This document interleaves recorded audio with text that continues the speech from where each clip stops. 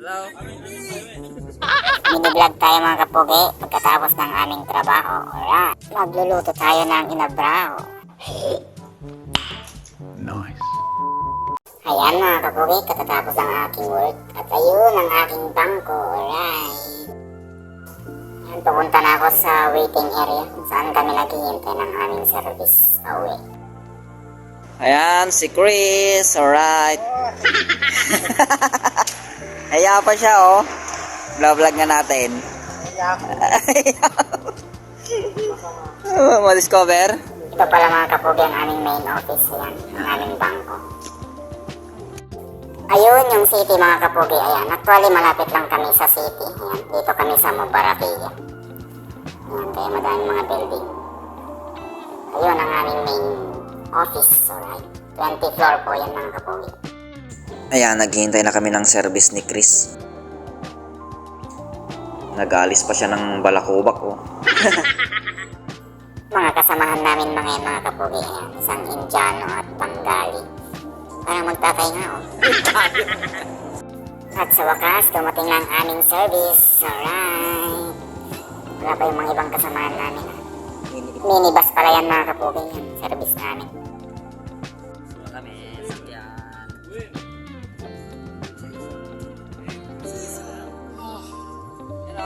Okay. Hey!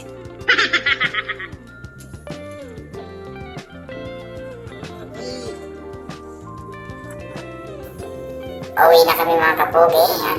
At dadaanan pa namin yung mga kasamahan namin sa city. May mga Pilipino din mga kapugi. Tapos mga Bangladesh, Indiano. Fast forward na natin para mabilis tayo makarating. Ayun o, pogi yan. Charot. Sobrang init mga kapugi, kaya yan, in-adjust ko yung easy ng sasakyan. Pero parang wala naman mga kapugi. Talagang grabe ang init dito, parang Indiano. At ayan na nga mga kapugi, dito na kami sa city. Nadaanan namin yung mga kasamahan pa namin. Ayan. Ayun o, si Pogi o, naglalakad o, tumingin pa o. Paling antibas. Hello?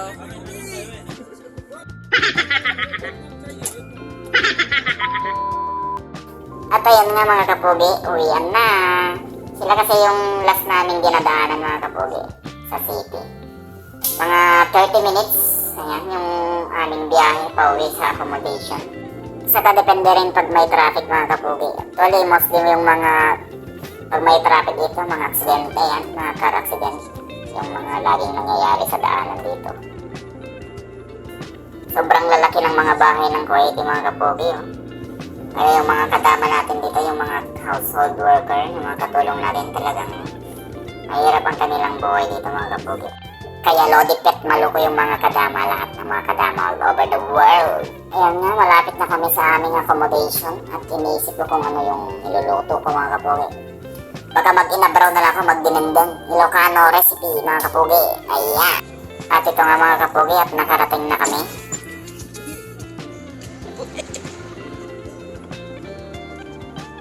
Didiretso muna tayo mga kapugi sa Bacala. Ayan. Bibili tayo ng gulay para idingding natin mga kapugi. Ayun o. In-overtaken ako ni Bengali o. Nainitan kasi yung kanyang ulo kasi walang buhok mga kapugi. Ayun o. Patingin-tingin pa si Kapogi Orly. Pupo ang gusto kong iluto ngayon at lagyan ko ng kamatis. Ayan. Talong. Tapos okra mga kapugi. Pagsama-samahin ko na lang tatlo mga kapogi. Basta gulay, masarap yan mga kapogi. Lagyan natin ng bagoong luya, tapos kamatis. Tapos pakuluin mo. Tapos solve na mga kapogi. Ayan na nga mga kapogi at magbabayad na tayo. Nasa 800 pills to mga kapogi. Mga nasa 130 pesos to mga kapogi. Pag sa Pinas sa atin, nasa 50 pesos lang to mga kapogi. Tara natin, buhay na natin ito mga kapugi. At ihanda na natin ang ating lulutuin mga kapugi na inabraw, dinengdeng, lauoy, in Bisaya mga kapugi. Ayan, nagbabalat na ako ng bawang. Ayan, at si Pogi oh, tumingin pa si Pogi Indiano. Ayan, at nag-iwan ako ng bawang sibuyas. Tapos, ayan ang luya, mga kapogi na pampotog, palaspog. Ayan, at lagyan natin ng bagoong mga kapogi, pero konti na, naubos na. Huwag nang magbubuta.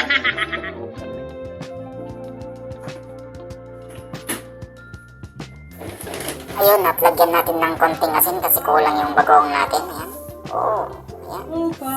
Idol ako ni Indiano eh. Tingnan mo mga kapogi. Yun o, salt bay mga kapogi. Salty. You know, salty. Ayun o, yung tabong o mga kapogi. Ayan, at maghiwa na tayo ng talong. Tapos susunod na natin yung okra. Ayun, fast forward na nga natin para mas mabilis na matapos mga kapogi kasi gutom na tayo. Mabilis na luto lang yan mga kapogi, pabilisang luto lang yan. Sama-samahin mo lang lahat ng gulay, tapos mga kamatis, bagoong, bawang, sibuyas, luya. Ayan. Pag kumulo na mga kapogi, ayan, at ilalagay na natin ang mga gulay mga kapogi. Hintayin natin kumulo ulit. Pininding yan mga kapogi. Ayan na nga mga kapogi, luto na, kainan na mga kapogi. Tiro Manso, ayun o. Unang subo para sa inyo mga kapogi. Ayan, mainit pa mga kapogi, pero talagang gutom na ako. Kaya tingnan niyo yung mukha ko. Sige, Tiro Manso. Oh my God! Wow! Talagang halatadong gutom mga kapogi o. An malayaw ti kabalyo, mati malayaw ti kabalyo dyan. Kanak mga kapogi o. Mahilig talaga kasi ako sa gulay. Yan yung kinalakihan ko eh. Wala yun o, laki na pala ng tiyan ko. Parang buntis na mga kapogi. Ayan, okra nga nagalis. Ginasang ba ng dungo? Fast forward na nga natin mga kapogi para mabilis matapos.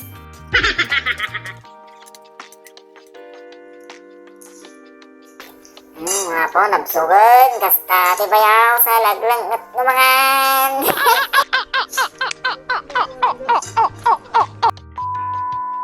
After kong kumain mga pogi, ayan, maliligo na ako. Kasi sobrang init. A few minutes later. Ayan mga kapogi, tapos na tayong naligo. Handa na tayong manood. Ayan, scroll lang sa YouTube, Facebook at TikTok. Titingin tayo ng mga chicks. Ayan, nagpapakit ako. Okay na, babay na.